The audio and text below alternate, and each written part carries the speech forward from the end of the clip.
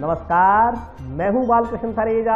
आप देख रहे हैं डेली लाइव। आइए शुरुआत करते हैं आज के मुख्य समाचारों की। राजकीय जिला चिकित्सालय में भर्ती प्रसूता को डिलीवरी के दौरान पैदा हुआ मृत बच्चा। परिजनों ने चिकित्सक पर कोताही बरतने का आरोप लगाते हुए अस्पताल में किया हंगामा। गांधीवादी सुब्बा राव की जयंती के उपलक्ष्य में मनाए जा रहे राजस्थान युवा पखवाड़ा के तहत शनिवार को फोर्ट स्कूल में हुआ चित्रकला प्रतियोगिता का आयोजन। मेगा हाईवे स्थित गांव कोहला में रविवार को स्थापित की जाएगी दक्षिण मुखी बालाजी की 51 फीट लंबी प्रतिमा। धारदार हथियार लेकर वारदात को अंजाम देने की फिराक में घूमने के मामले में फरार चल रहे चौथे आरोपी को जंक्शन पुलिस ने किया गिरफ्तार। जल उपयोगिता संगम के चुनाव को लेकर तैयारियां शुरू। 15 फरवरी को होंगे बीके अध्यक्षों के चुनाव। और अब समाचार विस्तार से। टाउन स्थित राजकीय जिला चिकित्सालय में भर्ती प्रसूता को डिलीवरी के दौरान मृत बच्चा पैदा होने से परिजन आक्रोशित हो गए।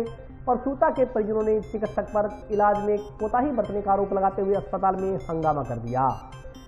टाउन के महात्मा गांधी स्मृति राजकीय जिला चिकित्सालय में भर्ती प्रसूता की डिलीवरी के दौरान मृत बच्चा पैदा होने से परिजन आक्रोशित हो गए। प्रसूता के परिजनों ने चिकित्सक पर लापरवाही बरतने का आरोप लगाते हुए अस्पताल में हंगामा कर दिया। उन्होंने चिकित्सक के खिलाफ कार्रवाई करने की मांग की। मामला सामने आने के बाद अस्पताल प्रशासन की ओर से भी इस प्रकरण की कमेटी से जाँच करवाई जा रही है। प्रसूता के भाई अजय कुमार नामक युवक ने बताया कि उसकी बहन नीतू पत्नी कृष्ण निवासी 42 SSW का अल्ट्रासाउंड करवाया तो उसमें 11 फरवरी तक डिलीवरी होने की बात कही गई। इस पर उन्होंने नीतू को 9 फरवरी की शाम को ही टाउन के राजकीय जिला चिकित्सालय में भर्ती करवा दिया। भर्ती करने के बाद डॉक्टर नेहरा ने अल्ट्रासाउंड करवा कर लाने को कहा। तब अल्ट्रासाउंड भी करवा लिया। तब डॉक्टर नेहरा ने कहा कि नॉर्मल डिलीवरी हो जाएगी। इसके बाद उन्होंने डॉक्टर नेहरा के कहने पर उनके घर जाकर 3 बार जांच भी करवाई। इसके लिए बकायदा 200 रुपए की तीनों बार उसे फीस भी दी। दवाएं भी डॉक्टर नेहरा के घर से ही खरीदी। शुक्रवार तक भी डिलीवरी नहीं हुई तो उन्होंने डॉक्टर नेहरा से बात की और कहा कि अगर नॉर्मल डिलीवरी नहीं हो सकती तो ऑपरेशन करवा दें। लेकिन डॉक्टर नेहरा ने कहा कि नॉर्मल डिलीवरी हो जाएगी। लेकिन शनिवार सुबह जब डिलीवरी का समय आया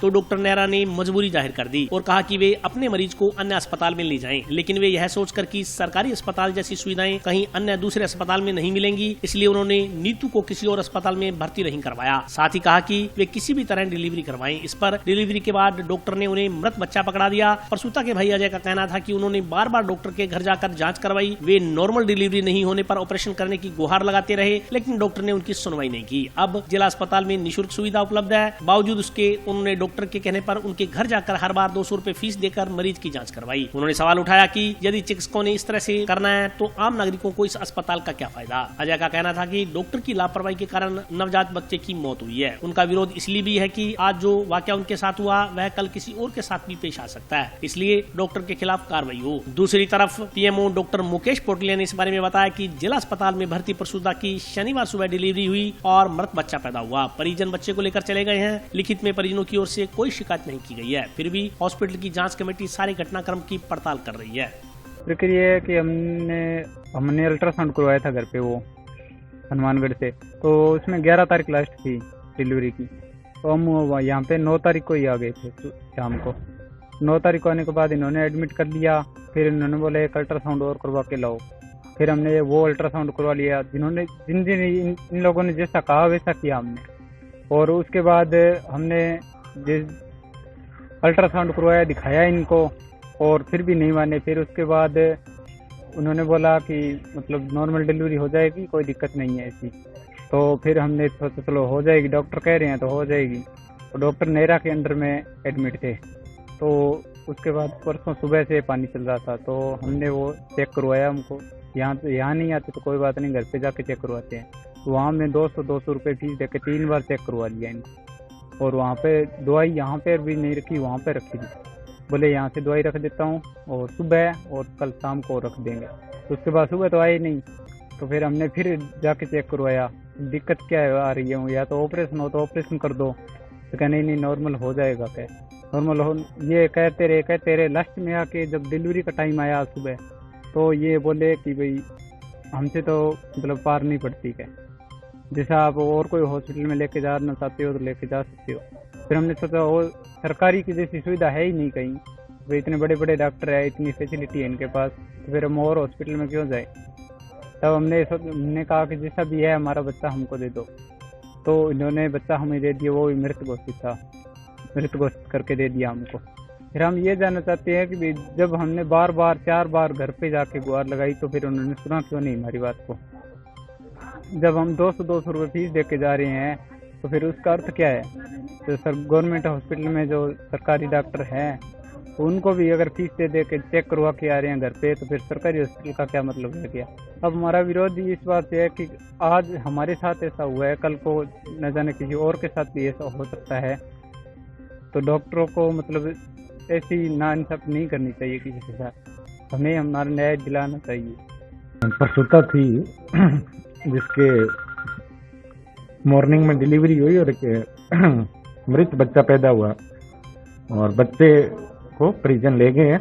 लिखित में अभी कोई सूचना परिजनों द्वारा कोई शिकायत नहीं की गई है, लेकिन हॉस्पिटल की इंटरनल जांच कमेटी है वो सारी घटनाक्रम को देख रही है और उसके बाद ही आगे अवगत करवाया जा सकेगा। वास्तु स्थिति अभी ली जा रही है और उसके बाद जल्दी शुरुआत कर दी जाएगी। गांधीवादी सुब्बाराव की जयंती के उपलक्ष्य में जिले में मनाए जा रहे राजस्थान युवा पखवाड़ा के तहत शनिवार को टाउन स्थित राजकीय उच्च माध्यमिक विद्यालय में चित्रकला प्रतियोगिता का आयोजन किया गया। आजादी के 75 वर्ष के कार्यक्रमों की श्रृंखला में प्रसिद्ध गांधीवादी सुब्बाराव की जयंती के उपलक्ष्य में जिले में मनाया जा रहा राजस्थान युवा पखवाड़ा शनिवार को भी जारी रहा। इस संदर्भ में जानकारी देते हुए अहिंसा प्रकोष्ठ के जिला सह संयोजक तरुण विजय ने बताया कि यह पखवाड़ा 10 फरवरी से आरंभ हुआ तथा ये 20 फरवरी तक चलेगा। उन्होंने बताया कि इसी क्रम में आज टाउन स्थित राजकीय उच्च माध्यमिक विद्यालय में चित्रकला प्रतियोगिता का आयोजन किया गया। कार्यक्रम में नगर परिषद सभापति गणेश बंसल, कांग्रेस नेता मनीष धारणिया, बाल कल्याण समिति के जितेंद्र गोयल, पीआरओ सुरेश बिश्नोई, विजय सिंह चौहान सहित अन्य लोग उपस्थित रहे। इस मौके पर तरुण विजय ने बताया कि ऐसे कार्यक्रमों के आयोजन के पीछे की मंशा गांधी जी के विचारों को वर्तमान दौर के युवाओं को अवगत करवाना है। उन्होंने कहा कि हनुमानगढ़ जिले का युवा न जाने क्यों नशों की ओर अग्रसर हो रहा है, यह अभिभावकों के साथ साथ जिले के लिए चिंता का विषय है। उन्होंने कहा कि नशे जैसी बुराई को दूर करने के लिए युवा पखवाड़े के बाद संगठन द्वारा नशे के खिलाफ विशेष अभियान चलाया जाएगा। आज हमारे विद्यालय में गांधी जी के सपनों के भारत पर चित्रकला प्रतियोगिता थी। इस संदर्भ में मैंने गांधी जी का सपना था कि पूरा भारत एक स्वच्छ भारत हो, तो इस संदर्भ में मैंने गांधी जी के सपनों के ध्यान में रखते हुए मैंने स्वच्छ भारत पर चित्रण किया और उस चित्रण में यह संदेश मिलता है कि हमें अपने पूरे भारत को स्वच्छ रखना चाहिए। चारों तरफ से साफ सुथरा शौचालय की व्यवस्था, अपने गली घर बाहर स्कूल विद्यालय हर सार्वजनिक स्थान पर सफाई रखनी चाहिए। गांधीवादी मुख्यमंत्री अशोक गहलोत जी के निर्देशानुसार पूरे राजस्थान में गांधीवादी सुभाष जी का जो जन्म दिवस के उपलक्ष्य में पखवाड़ा मनाया जा रहा है, उसी के अंतर्गत आज राजकीय सीनियर सेकेंडरी विद्यालय में चित्रकला प्रतियोगिता का आयोजन किया गया था, जिसमें पूरे जिले के छात्र छात्राओं ने भाग लिया। जो छात्र प्रथम और द्वितीय तृतीय आए हैं उनको आज सम्मानित किया जा रहा है। जो मुख्यमंत्री जी की मंशा थी कि इन प्रतियोगिताओं के पीछे उद्देश्य यही है कि कैसे ना कैसे करके युवा जो है वो गांधी जी को जाने। आज चित्रकला बच्चों ने, आपने देखा कितने सारे बच्चों ने गांधी जी का चित्र बनाया है। तो जो माननीय मुख्यमंत्री जी का उद्देश्य है, मुझे ऐसा लगता है कि वो उद्देश्य पूरा हो रहा है। इस पखवाड़े के बाद महात्मा गांधी जीवन दर्शन समिति की तरफ से हनुमानगढ़ जिला की देखा जा रहा है कि युवा पीढ़ी जो है वो नशे के अंदर ज़्यादा, हनुमानगढ़ के जो युवा हैं वो ज़्यादा नशे के अंदर शामिल हो रहे हैं। नशा बहुत ज़्यादा हनुमानगढ़ जिले को, हमारे युवाओं का नाश करते हुए दिखाई दे रहा है। तो हम पूरा संगठन हमारा ये प्रयास करेगा कि हम नशे के खिलाफ अभियान चलाएं। हमारे पखवाड़े के बाद जल्दी हम नशे के खिलाफ भी अभियान चलाएंगे और हमें जो ये कार्यक्रम राज्य सरकार की तरफ से मिला है, जिला प्रशासन, शिक्षा विभाग, जिला युवा बोर्ड, सारे मिलकर हम इसको बढ़िया अच्छे ढंग से कार्यक्रम करवाने का प्रयास कर रहे हैं। मेगा हाईवे पर स्थित गांव कोला में रविवार को श्री दक्षिण मुखी बालाजी धाम मंदिर न्यास की ओर से दक्षिण मुखी बालाजी की 51 फीट मूर्ति का अनावरण किया जाएगा। मेगा हाईवे पर स्थित गांव कोहला में रविवार को श्री दक्षिण मुखी बालाजी मंदिर धाम की ओर से दक्षिण मुखी बालाजी की 51 फीट लंबी मूर्ति का अनावरण किया जाएगा। मूर्ति अनावरण के मौके पर सामूहिक सुंदरकांड पाठ भी होगा। शनिवार को श्री दक्षिण मुखी बालाजी धाम मंदिर न्यास कोला के पदाधिकारी व सदस्य मूर्ति अनावरण के कार्यक्रम की तैयारियों को अंतिम रूप देने में जुटे रहे। इस मौके पर समिति सदस्य सतीश गर्ग ने बताया कि श्री दक्षिण मुखी बालाजी धाम मंदिर न्यास कोला की 51 फीट मूर्ति का अनावरण रविवार को सुबह 10 बजे होगा। इस दौरान भंडारा भी लगाया जाएगा। उन्होंने बताया कि स्थानीय निवासी श्री कृष्ण कुमार की ओर से इस मूर्ति का निर्माण किया गया है। इस मूर्ति का निर्माण जन सहयोग से किया गया है। न्यास के पदाधिकारियों ने बताया कि श्री दक्षिण मुखी बालाजी धाम मंदिर न्यास के पदाधिकारियों ने सन 2009 में दक्षिण मुखी बालाजी की 151 फीट की मूर्ति स्थापित करने का निर्णय लिया था, क्योंकि हनुमानगढ़ शहर का नाम श्री हनुमान के नाम पर है। उन्होंने बठिंडा के अग्रोहा धाम में इस तरह की मूर्ति बनी हुई देखी, वहीं से उनके मन में विचार आया कि बालाजी की बड़ी मूर्ति हनुमानगढ़ में भी स्थापित करेंगे। इसके बाद सुंदरकांड मंडली का गठन किया गया। घर घर सुंदरकांड के पाठ शुरू किए गए। सुंदरकांड के पाठ से एकत्रित होने वाली राशि से मूर्ति का निर्माण करवाया गया। आज अब यह मूर्ति तैयार हो गई है। मूर्ति के निर्माण पर करीब 35 लाख रुपए की लागत आई है। सतीश गर्ग ने बताया कि जिस जगह मूर्ति स्थापित की गई है वह जगह एक दानदाता द्वारा दी गई है। उन्होंने बताया कि हनुमानगढ़ में 51 फीट की लंबी बालाजी की यह पहली मूर्ति है। भारतमाला प्रोजेक्ट के तहत बन रहे 6 लेन हाईवे से गुजरने वालों को भी यह मूर्ति नजर आएगी। श्री दक्षिण मुखी बालाजी धाम मंदिर न्यास कोला की मूर्ति का कल अनावरण होने जा रहा है। इस प्रोग्राम पर सामूहिक सुंदरकांड का पाठ रखा गया है। उसके बाद में यहाँ टूट लंगर भंडारा चलेगा बाबे का, और इसी के साथ प्रोग्राम समापन होगा। ये श्री कृष्ण जी है, यहाँ के रहने वाले हैं, हनुमानगढ़ के ही ट्रस्ट द्वारा बनाई गई है और जन सहयोग से मूर्ति तैयार हुई है। ये जो मूर्ति है हमने सन 2009 में प्लानिंग बनाई हुई है। हनुमान जी की 51 फुट की मूर्ति बनाई जाए, क्योंकि हनुमान जी के नाम से हनुमानगढ़ बसा हुआ है। और ये मूर्ति हमने बठिंडा में देखी, अग्रोहा धाम में भी बनी हुई है। उस हिसाब से हमने सोचा 51 फुट की मूर्ति हनुमानगढ़ में भी होनी चाहिए। और इसके लिए फिर हमने विचार किया, मूर्ति बनाने के लिए जो चंदा है, मूर्ति तो एक आदमी बनवा सकता है। फिर विचार करके सारे राय से हमने एक सुंदरकांड मंडली का निर्माण किया। श्री दक्षिण बालाजी धाम मंदिर न्यास इस नाम से हमने रजिस्ट्रेशन करवा के घर घर सुंदरकांड के पाठ शुरू किए, ताकि जो आदमी कोई 10 रुपये भी सहायता दे, 100 दे, लाख दे, सभी मूर्ति में सहयोगी बने। और हमने इस हिसाब से मूर्ति का निर्माण शुरू किया और आज बाबा की कृपा से मूर्ति तैयार है। और मैं सभी सहयोगियों का धन्यवाद देना चाहता हूँ। ये मूर्ति करीब 30-35 लाख रुपये लागत से बनी है। और ये जो ज़मीन है, ये ज़मीन ठेकेदार बंसल ने उन्होंने दान में दी है। ये 65 बाई 125 इसका साइज़ है। हनुमानगढ़ जिले में ये पहली मूर्ति है जी। 51 फुट की पहली है। वैसे 31 फुट की एक जंक्शन में बनी हुई मूर्ति 51 फुट की पहली मूर्ति है। ऐसी मूर्ति बठिंडा बनी हुई है, एक अग्रोहा धाम में बनी हुई है, और सालासर में भी एक मूर्ति बनी हुई है। ये दक्षिण मुखी मूर्ति है जी, और आशीर्वाद देते की मूर्ति है। ये सामने भारतमाला जो रोड निकली है, यहाँ से भी ये साफ दिखाई देती है। अरे जो भी भारतमाला रोड से निकलेगा तो मूर्ति देख उसको ये एक लग गया भी, ये हनुमानगढ़ आ गया। हनुमान जी की मूर्ति देख के अगले को पता लगता है भी दक्षिण मुखी बालाजी धाम की मूर्ति है। जयपुर से चुराई गई कार में धारदार हथियार लेकर किसी वारदात को अंजाम देने की फिराक में घूमने के मामले में जंक्शन पुलिस ने फरार चल रहे चौथे आरोपी को भी गिरफ्तार कर लिया।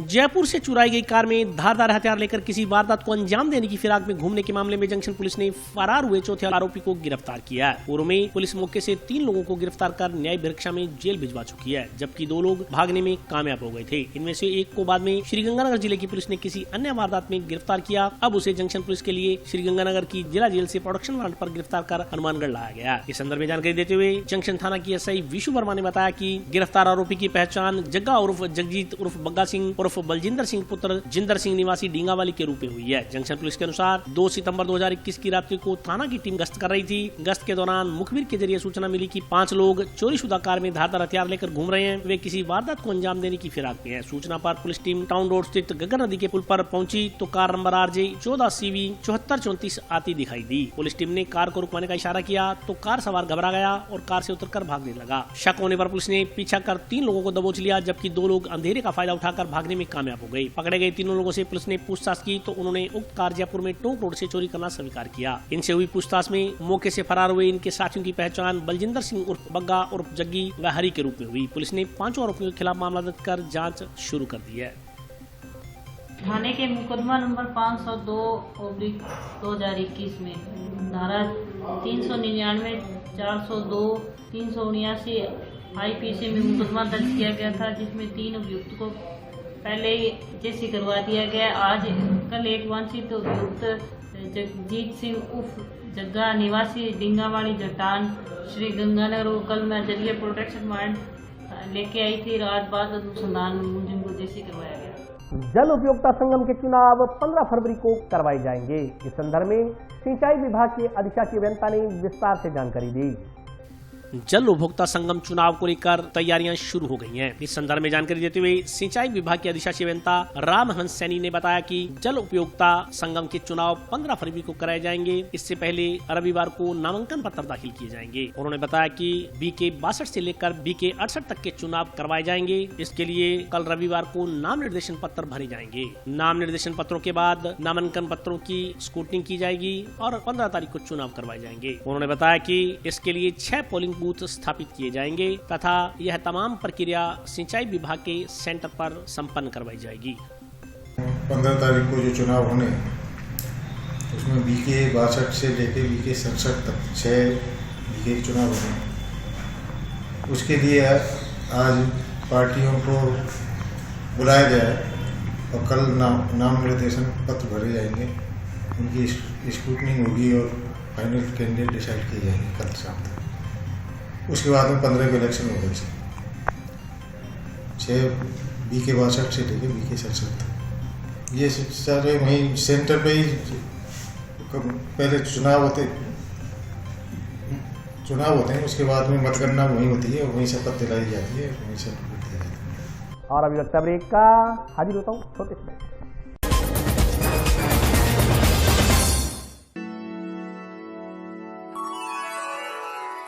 यूं तो कई बार मुझे हंसते देखा है, पर ये हंसी कुछ और है। ये गहना मुझ पर जचता है, पर ये महज एक गहना नहीं, ये रूपरेखा है मेरे मन की, हंसती खिलखिलाती लहरों की, जो आतुर थी अब तक मुझ पर सजने को। इसलिए ये गहना ही मेरा सच्चा श्रृंगार है, श्रृंगार है, श्रृंगार है।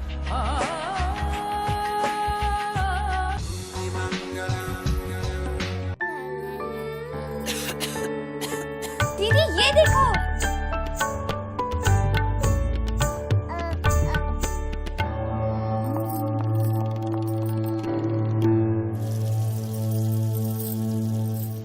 नोवेल कोरोना वायरस बीमारी को फैलने से रोका जा सकता है। खांसी और छींक के बाद और बच्चे को छूने से पहले अपने हाथों को साबुन से धोकर इसे फैलने से रोक सकते हैं। वो डॉक्टर साहब हैं? भाई साहब, खांसी और बुखार था, सोचा चेक करवा लूं।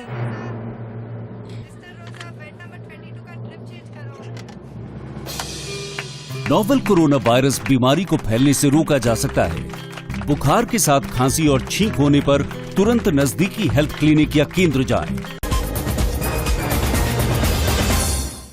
ब्रेक के बाद स्वागत है। आइए नजर डालते हैं अगले समाचार पर। ट्रैफिक पुलिस ने जंक्शन स्थित NPS स्कूल के नजदीक नाका लगाकर यातायात नियमों की अवहेलना करने वाले वाहन चालकों के चालान काटे।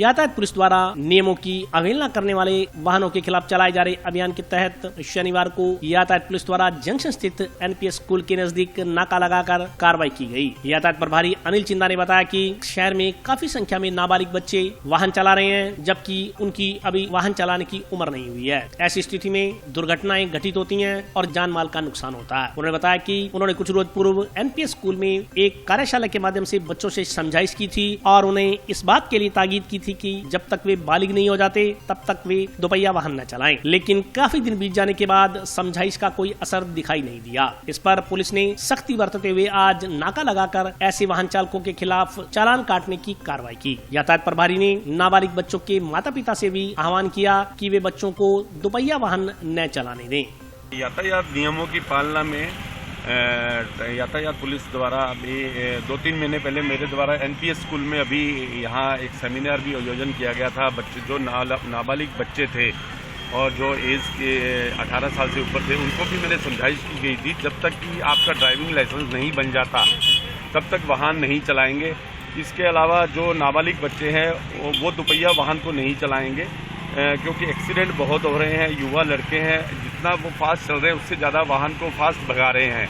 एक्सीडेंट को रोकने के लिए ये आज यहाँ जो नाबालिग बच्चे हैं जो दुपहिया वाहन लेकर आए हुए हैं, और उसके अलावा जो जिनके पास हेलमेट नहीं है, जो बालिग हैं जिनके पास हेलमेट नहीं है, उनके खिलाफ कार्रवाई की जा रही है। और मेरा आमजन से आग्रह है कि आप लोग यातायात नियमों की पूर्ण रूप से पालना करें। जो भी अभिभावक हैं उनसे भी आग्रह है कि आप जो नाबालिग बच्चा है उनको दुपहिया वाहन नहीं दें, क्योंकि कई बार देखा जाता है किसी माँ बाप का एक बच्चा है, अगर खुदा ना खास्ता भगवान नहीं करे वो एक्सीडेंट में कहीं कैजुअलिटी हो जाती है, तो हम उनके घर जाकर सांत्वना तो दे सकते हैं पर लाइफ को नहीं ला सकते हैं। तो ध्यान रखें इस चीज़ का, ताकि लाइफ को बचाया जा सके। टाउन स्थित सरकारी अस्पताल के समक्ष चल रहा संघर्ष समिति का धरना शनिवार को 79वें दिन भी जारी रहा। हमारी मांगे पूरी करो, पूरी करो, पूरी करो। तानाशाही नहीं चलेगी, नहीं चलेगी, नहीं चलेगी। तानाशाही नहीं चलेगी, नहीं चलेगी, नहीं चलेगी। टाउन स्थित सरकारी अस्पताल के समक्ष चल रहा संघर्ष समिति का धरना शनिवार को 79वें दिन भी जारी रहा। शनिवार को धरने पर बैठे शहर के प्रबुद्ध नागरिकों ने जनप्रतिनिधियों पर टाउन क्षेत्र के लोगों की अनदेखी करने का आरोप लगाया। प्रबुद्ध नागरिकों ने कहा कि यह अस्पताल वर्षों से यहाँ स्थापित है, इस अस्पताल से जिले के लोग स्वास्थ्य लाभ ले रहे हैं। अब कुछ राजनीतिक स्वार्थों के चलते अस्पताल को टाउन से जंक्शन स्थानांतरित करने की सुनियोजित साजिश चल रही है। इसके तहत इस अस्पताल को नवा बाईपास के पास मेडिकल कॉलेज के पास स्थानांतरित किया जा रहा है, जो की न्याय संगत नहीं है। टाउन क्षेत्र के नागरिकों ने चेतावनी दी कि यदि उनकी भावना की अनदेखी कर अस्पताल को जबरन वहां स्थानांतरित करने का प्रयास किया गया तो टाउन क्षेत्र के लोग आंदोलन करेंगे। ऐसा है भी हमें 79 दिन हो गए यहाँ पर धरने पर बैठे हुए। हमारी कई बार इसमें मुख्य कलेक्टर साहब से भी बात हुई, एसडीएम साहब से भी बात हुई। हमारी धरना प्रदर्शन भी कई दफ़ा हमने कर लिया, पीएमओ को घेराव किया, बंद का भी हमने एक आह्वान किया। हमारी बात जो थी हमने राजस्थान सरकार तक पूरे अपने स्तर पर पहुंचाने की कोशिश की, लेकिन अभी तक किसी प्रकार का ना तो प्रशासनिक स्तर पर ना ही राजनीतिक स्तर पर हमारे कोई इस बात पे कोई आश्वासन मिला है अभी तक कि भी आपका जो संबंध हॉस्पिटल है ये रहेगा या 120 करोड़ रुपये लगेंगे या ऐसे ही रहेगा, किसी प्रकार का कोई नहीं मिला। तो आपके माध्यम से हमारा यही अनुरोध है कि आप भी हमारी बात वहाँ तक सरकार तक पहुँचाएँ ताकि जल्द से जल्द हमारा ये समस्या का हम समाधान करवाना भी चाहते हैं, जल्द से जल्द हो जाए। आज हमारे को यहाँ 89 दिन है करने का, आज तक हमारी कोई सुनवाई नहीं होती है। जंक्शन नहीं जाने देंगे तो शांत है यहाँ नगरवासियों के नुकसान तो है ही। जब ये जंक्शन चला गया तो यहाँ पर उनको जाना बहुत मुश्किल है। स्वामी दयानंद सरस्वती की जन्मतिथि के उपलक्ष्य में शनिवार को माता किताबपुर महाविद्यालय में आर्य समाज की ओर से वैदिक हवन किया गया। आर्य समाज के संस्थापक महर्षि स्वामी दयानंद सरस्वती की जन्मतिथि उपलक्ष्य में शनिवार को माता किताबपुर महाविद्यालय में आर्य समाज की ओर से वैदिक हवन यज्ञ किया गया। आर्य समाज के आनंद शर्मा की ओर से वैदिक हवन यज्ञ करवाया गया। इस मौके पर मौजूद नागरिकों को महर्षि स्वामी दयानंद सरस्वती की शिक्षाओं का प्रचार प्रसार करने पर बल दिया। उन्होंने कहा कि महर्षि स्वामी दयानंद सरस्वती ने कहा था कि वेदों की तरफ लौटें, सत्य को ग्रहण करने और असत्य का परित्याग करने के लिए सदैव तत्पर रहना चाहिए। स्वामी दयानंद हमेशा सत्य पर अडिग रहे, उनका जीवन हमारे लिए आदर्श था। इसलिए आज हमें स्वामी दयानंद से प्रेरणा लेकर उनके बताए मार्ग पर चलकर भारत को पुनः उन्नत और धर्मनिष्ठ बनाने की दिशा में कार्य करना चाहिए। स्वामी दयानंद ने युवाओं के लिए कहा था कि युवा इस राष्ट्र का सबसे बड़ा संबल और राष्ट्र शक्ति है, इसलिए युवाओं का चरित्रवान होना और नशे से दूर रहना, उनकी प्रवृत्ति को देश, धर्म और संस्कृति के लिए जोड़ना हमारी महती आवश्यकता है। इसलिए नशा मुक्ति केंद्रों और कॉलेजों में जाकर युवाओं को प्रेरणा दी जाती है कि वे अपने जीवन के महत्व को समझें। वे स्वामी दयानंद के बताए मार्ग का अनुसरण कर जीवन को उत्तम बनाएं। इस जीवन को देश, धर्म और संस्कृति के लिए समर्पित करने का संदेश दिया जाता है।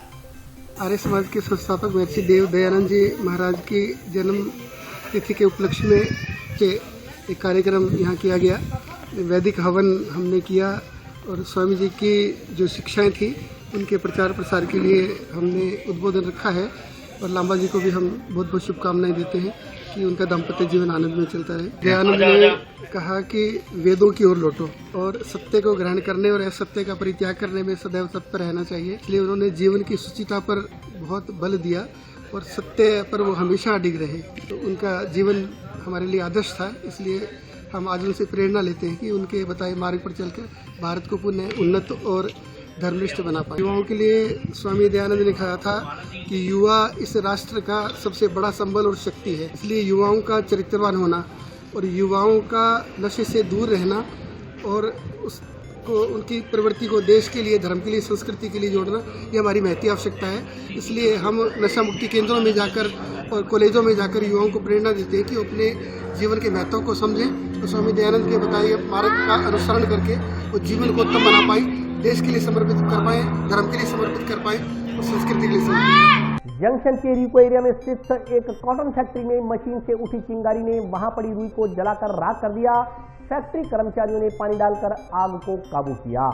जंक्शन के इंडस्ट्री एरिया में स्थित एक कॉटन फैक्ट्री में आग लग जाने से लाखों रुपए का नुकसान हो गया। जंक्शन के रिको फेज में स्थापित कॉटन फैक्ट्री के मालिक महेंद्र मित्तल ने बताया कि बीती रात उनकी रुई की मशीनें चल रही थी। इस दौरान मशीन में से उठी चिंगारी ने आग पकड़ ली और देखते ही देखते वहां पड़ी रुई झुलस गई। उन्होंने बताया कि फैक्ट्री में स्थित अग्निशमन पंपों के साथ आग को बुझाया गया, साथ ही दमकल विभाग को भी फोन किया गया। उन्होंने बताया कि लगभग 12 से 15 लाख रुपए की रुई के माल का नुकसान हुआ है। बस वो मशीन के प्रोसेस के अंदर जो है वो कोई ना कोई चिंगारी आ जाती है। कॉटन के अंदर कोई लोया वगैरह हो तो मशीन जो है आगे पास ऑन कर देती है। तो जहाँ ये कॉटन इकट्ठी हुई है, लूज कॉटन है, उसके अंदर जो है वो फायर एकदम फायर करती है। ये कोई 12-1 लाख रुपए, 12-13 लाख रुपए का अनुमानित है। ये देखो, ये तो होना पड़ेगा। हाँ, दमकलों की और अपने खुद के प्रयासों से भी, मेरे यहाँ भी पंप लगे हुए हैं और है, फायर इक्विपमेंट है और वगैरह है, सब कुछ उसकी सहायता से जो है भिजवाया गया। और आज के लिए बस इतना ही। कल फिर हाजिर होता हूँ नए समाचारों के साथ। तब तक के लिए नमस्कार।